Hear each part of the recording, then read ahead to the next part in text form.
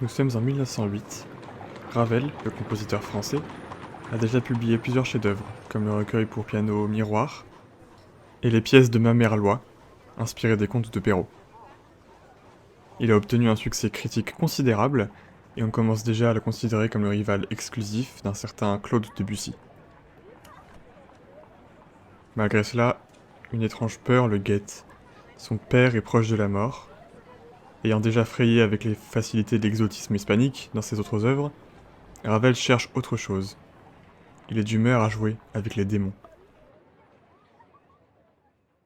L'idée lui vient de mettre en musique 3 poèmes, tirés du recueil d'Aloysius Bertrand, Gaspard de la Nuit. Livre sombre, noir, dont il va tirer 3 pièces parmi les plus difficiles du répertoire pour piano. 3 de ses plus grands chefs-d'œuvre.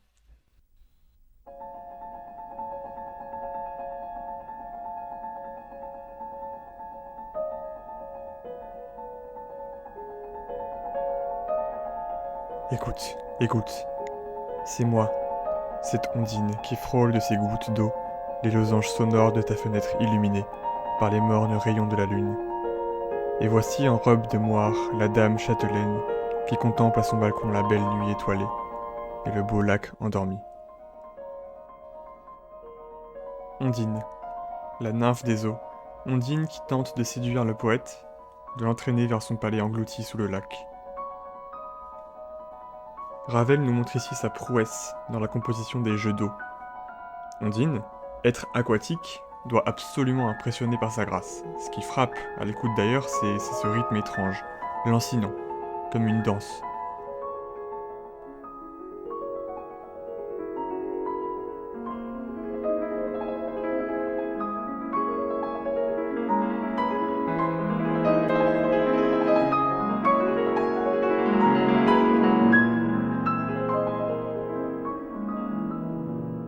Car il ne faut pas se laisser berner par la liberté trompeuse de la nymphe.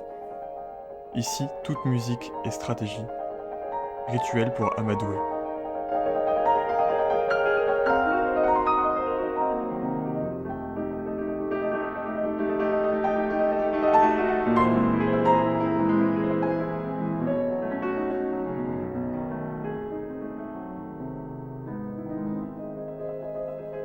Ravel jongle entre l'angélique et le démoniaque.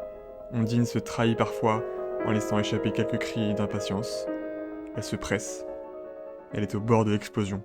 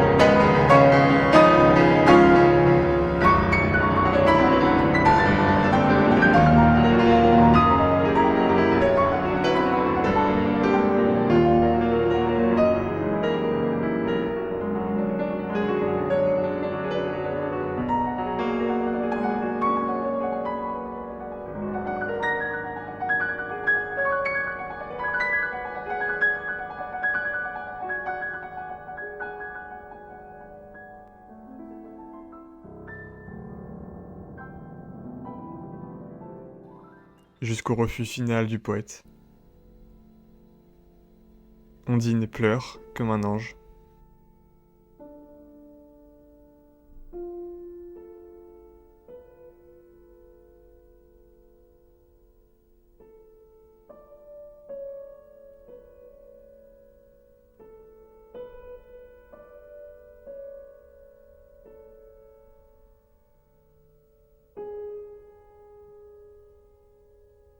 Puis d'un coup, pousse d'énormes hurlements de rire.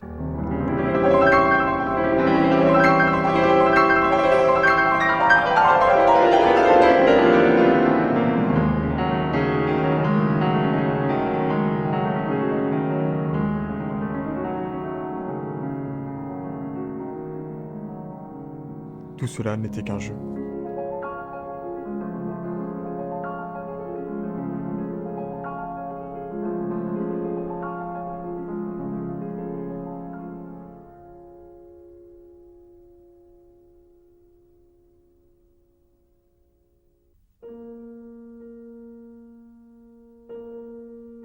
c'est la cloche qui tinte au mur d'une ville sous l'horizon, et la carcasse d'un pendu que rougit le soleil couchant.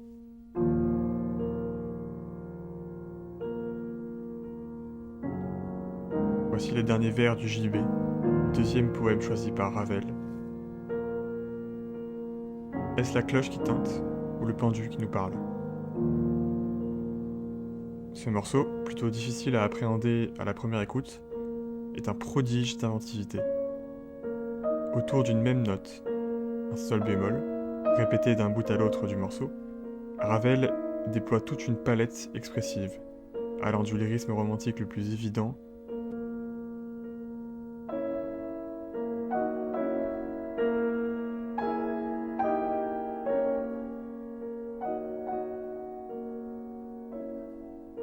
aux couleurs expressionnistes.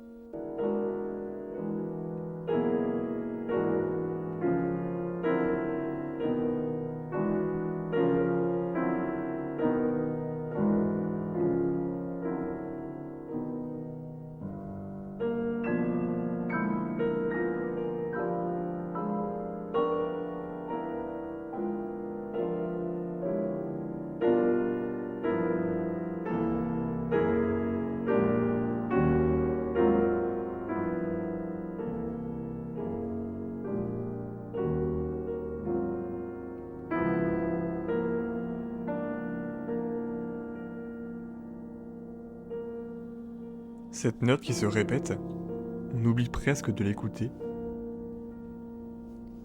On fixe notre attention sur les chants un peu lointains qui émergent. On oublie que le pendu est toujours là.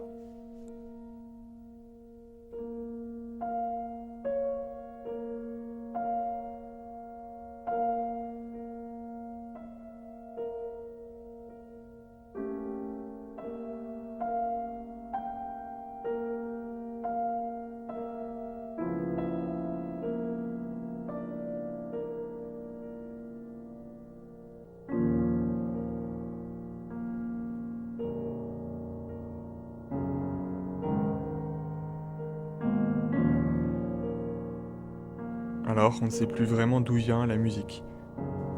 Notre imagination s'arrête peu à peu sur le mouvement du pendu, face au vent.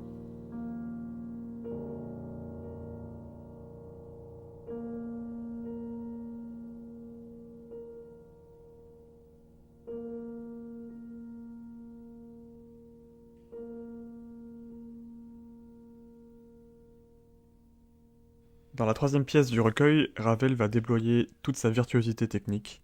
Scarbo, c'est le nom du petit diable qui harcèle le poète dans sa chambre, la nuit. Autre nom pour la folie.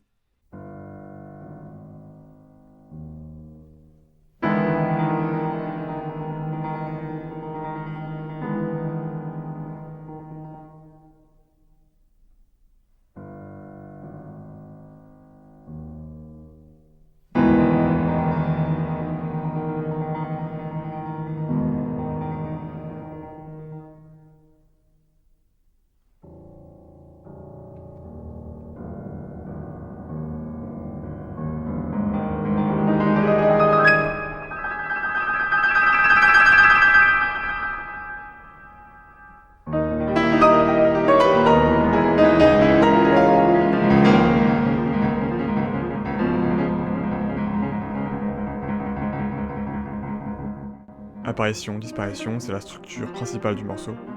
Scarbo est un cauchemar, un thème lui aussi lancinant, qui obsède le poète jusqu'à le rendre absolument fou.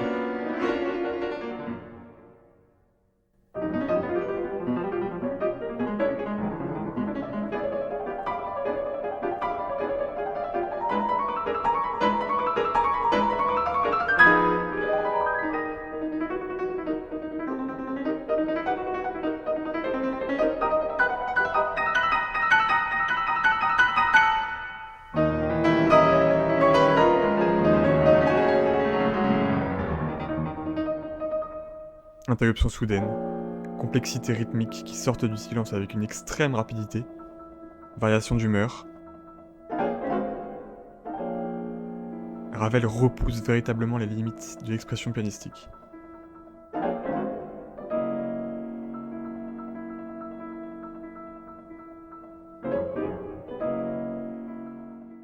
En témoigne ce jeu d'alternance qui fait passer le thème principal de la main gauche à la main droite, comme si Scarbo lui-même jouait au bord de notre conscience.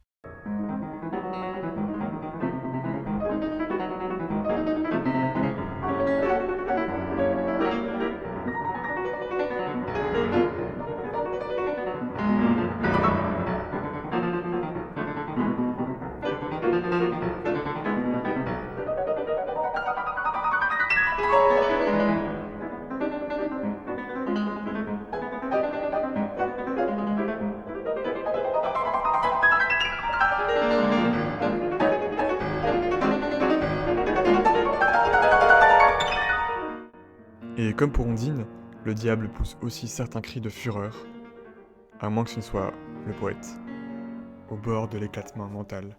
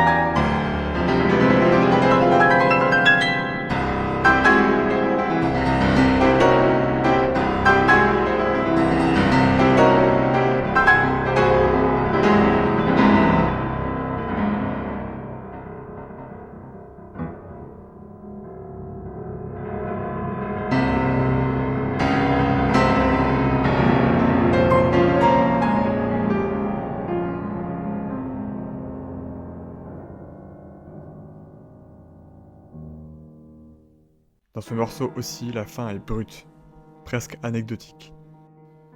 Comme si tout ceci n'avait aucune importance. Chez Ondine, le poète s'échappe face au mal.